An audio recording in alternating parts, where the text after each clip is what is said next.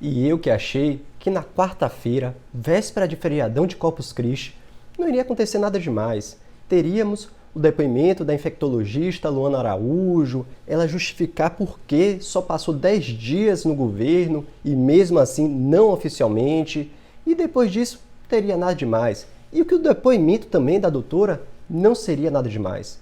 Leda Engano estava completamente enganado. Logo no início da manhã, às 6 horas da manhã, a Polícia Federal deflagrou uma operação lá no Amazonas contra governador, secretário de saúde, empresário. Inclusive, o empresário recebeu a Polícia Federal a tiros. Isso mesmo, o empresário Newton Costa Lins Jr., que é alvo dessa investigação, ao ser abordado, ao ver a possibilidade de ser preso pela Polícia Federal, recebeu a Polícia Federal com tiros e foram achadas 4 armas na sua residência. Para você ver o nível que está lá no Amazonas. E você depois fala, não, a gente não precisa de governadores na CPI, a gente não tem que focar em estados na CPI. Tem sim, e Amazonas é somente um. Falo que aqui na Bahia, onde eu vivo, também deve ter investigação. São 300 respiradores superfaturados que nunca chegaram aqui. São Paulo também tem denúncia no STJ, Minas tem denúncia no STJ. Cadê esses governadores? Ou se os governadores não forem, cadê os secretários de saúde, representantes do governo na CPI? É por isso que eu falo, temos que investigar o governo federal? Sim, com certeza absoluta. Mas também investigar estados e municípios. Essa operação da Polícia Federal é a 4ª fase da Operação Sangria, que investiga contratos no hospital de campanha lá em Manaus, onde serviços estavam sendo oferecidos superfaturados e com má prestação de serviço. E o rombo, para você ter noção do rombo, pode chegar a mais de 22 milhões de reais. Mas ainda tem gente que fala, não, a CPI da pandemia só deve investigar o governo federal. Meu amigo, 22 milhões de reais em apenas um contrato de um único estado. Comece a investigar todos os estados, municípios que receberam dinheiro para o combate da pandemia e você vai achar milhões e milhões de reais, quiçá bilhões de reais do meu dinheiro, do seu dinheiro que a gente paga de imposto, indo para o bolso de empresários e políticos que era para ser usado no combate da pandemia. Mas falando da CPI da pandemia, ontem tivemos o depoimento da infectologista Luana Araújo e foi um excelente depoimento. Não vou entrar no mérito se ela trouxe a verdade ou trouxe a mentira. Não vou nem abordar isso, porque os próprios senadores já deram esse vexame na CPI, ao tratar a médica Nice Yamaguchi com total falta de respeito, e ontem, quando a infectologista Luana Araújo trouxe a verdade, trataram somente com elogios. Mas o depoimento dela em si foi excelente, esclarecedor. Ela foi trazida à CPI da pandemia por 2 motivos. O primeiro, que ela é contra o tratamento precoce. E aí sim, ela defendeu o ponto de vista dela, criticou o tratamento precoce como ela entende, baseado em estudos. Tudo bem, temos que respeitar o entendimento dela, como também deveríamos ter respeitado o depoimento da Nise. Ela também é baseada em estudos. Cada um defende seu ponto de vista e é isso que é uma democracia. Pontos de vista diversos sendo coexistentes, existindo com respeito. Cada um respeitar seu ponto de vista, defender com ideias, com fundamentos, mas sempre respeitando a opinião diversa. E ontem ela foi altamente respeitada pelos senadores, justamente porque ela traz a verdade que os senadores querem. Mas, até quando ela foi questionada, por exemplo, pelo senador Heinz, ela foi questionada, ele que defende a cloroquina e trouxe estudos, e ela respondeu com maior respeito. Ela impugnou alguns pontos científicos desses estudos, mas falou para o senador, senador, se esses estudos forem verdade, se concretizarem, trazerem esses pontos que eu estou debatendo, que bom, será um alento para a população, porque será mais uma tentativa de combate à pandemia.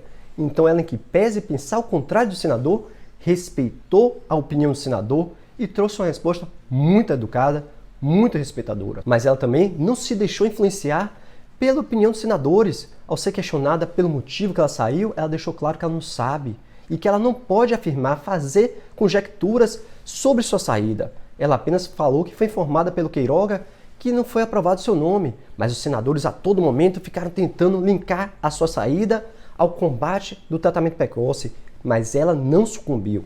Ela foi sincera, foi honesta e falou que não sabia e que não poderia afirmar qualquer tese da sua saída. Excelente depoimento, muito esclarecedor e, acima de tudo, aparentando ser muito sincera e respeitosa. Respeitosa que eu falo porque ela respeita até quem defende o tratamento precoce, em que pese ela criticar veementemente, mas ela respeita quem entende pelo tratamento precoce. Como no caso do presidente da República, que defende o tratamento precoce até hoje, mas ontem saiu em defesa da vacina no seu pronunciamento nacional. Ele ressaltou diversos aspectos econômicos que ele considera positivo nesse período de pandemia. Ele disse que houve geração de emprego maior do que a prevista, um saldo positivo, o PIB teve um crescimento, a Bolsa de Valores do Brasil bateu recorde e, além disso tudo, o que mais me chamou a atenção foi que ele falou, assegurou, prometeu que é vacina para todo mundo até o final do ano. Ele falou que todos os brasileiros estarão vacinados até o final de 2021. E isso sim eu reputo de maior importância. Os dados da economia ele pode trazer a título informativo e depois pesquisa-se se é verdade, se realmente foi geração de emprego ou se foi recontratação. Isso depois a gente vai analisar. Mas promessa de vacina até o final do ano, isso sim é importante. E é isso que devemos cobrar. Como ele prometeu, ele tem que cumprir. Então, brasileiros, esse ponto do pronunciamento é que devemos levar em conta. Panelaço teve, concordo, liberdade de expressão e de manifestação. E uma manifestação justa de quem é a oposição. Faça o panelaço. Tiveram panelaço na Dilma, tem que ter panelaço agora. Temos que ter oposição para aí sim o governo começar a agir e agir com vacina. Então temos que observar tudo que ele falou? Sim, mas o principal, todos vacinados até o final do ano. E vamos cobrar isso. Temos que cobrar isso. Até porque em 2022 temos eleições. E se não for cumprida essa promessa, como algumas outras promessas de campanha também não cumpriu, temos que analisar na hora do voto. E deixo claro que aqui não é propaganda contra o presidente para 2022, não. Pelo contrário, espero, desejo de coração que ele cumpra a promessa que ele fez ontem. Todos vacinados até o final do ano. Mas quem prometeu e cumpriu foi a ministra do Supremo Tribunal Federal, o STF, a Carmen Lúcia. Ela ontem autorizou a abertura do inquérito para a investigação do ministro do Meio Ambiente, o Ricardo Salles, porque ele supostamente teria atrapalhado a maior apreensão de madeira ilegal de toda a história aqui no Brasil. E realmente, é como eu sempre falo aqui no canal, que se investigue tudo e a todos. E se o ministro atrapalhou essa apreensão, se ele fez a advocacia administrativa ou cometeu qualquer outro ilícito, que responda. Quem não deve não teme, investiga-se. Tem prova, denuncia-se. Lá no julgamento, ele vai exercer o contraditório e a ampla defesa. Se no final do processo restar comprovado que ele cometeu ilícito, que ele cometeu crime, que responda. Todos são iguais perante a lei. Qualquer pessoa que comete ilícito tem que responder. E não pode ser diferente quanto a ministro do Estado. Então, se o Ricardo Salles realmente atrapalhou a maior apreensão de madeira ilegal do país, tem que ser responsabilizado. Mas antes disso, tem que ser investigado e, se for denunciado, temos que garantir o contraditório e a ampla defesa. Mas se restar comprovado, que responda. E esse é o pensamento que eu falo com todo mundo. Inclusive o Fabrício Queiroz, o articulador do suposto caso da rachadinha lá no Rio de Janeiro, que eu cobro aqui veementemente que, se for comprovado seu envolvimento na rachadinha, que ele responda, porque ele já é denunciado, ou seja, já passou de investigado, já tem uma denúncia. Então, se no processo restar comprovado o ilícito, que ele responda. Mas estou falando no Queiroz porque ele ontem falou que é uma boa ideia ele ser candidato a deputado federal em 2022. E aqui eu chamo a sua atenção, principalmente você do Rio de Janeiro. Pelo amor de Deus, não tenha memória curta. Lembre de tudo que está sendo denunciado, lembre de todos os possíveis ilícitos que ele pode ter cometido na hora do seu voto para 2022. Não se deixe ser enganado por uma propaganda eleitoral bonita, bem feita, com frases de efeito, com frases bonitas. Não! Lembre do histórico de todos os possíveis candidatos. Eu falo do Queiroz, mas lembre de todos. Não se deixe enganar. Procure o histórico do candidato. Procure saber o que ele fez de certo e errado antes de votar.